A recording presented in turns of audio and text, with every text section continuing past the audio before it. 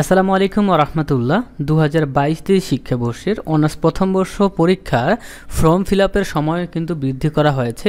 এই বিষয়ে আমরা কথা বলবো, এই ভিডিওতে লাইক করতে ভুলবেন না। তো একটি কথা না বললেই নয়, সেটা হচ্ছে এইবারের পর সময় কিন্তু আর বৃদ্ধি করা হবে না।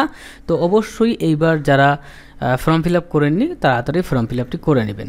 তো দেখেন, সংশ্লিষ্ট সকলকে জানানো যাচ্ছে যে 23 সালের অনার্স প্রথম বর্ষ পরীক্ষার শিক্ষার্থীদের আবেদন ফর্ম ফিল আপ, ডাটা নিশ্চয়ন, সোনালী সেবার মাধ্যমে টাকা জমাদানের তারিখ এই যে নিচের তারিখ অনুযায়ী বাড়ানো হলো।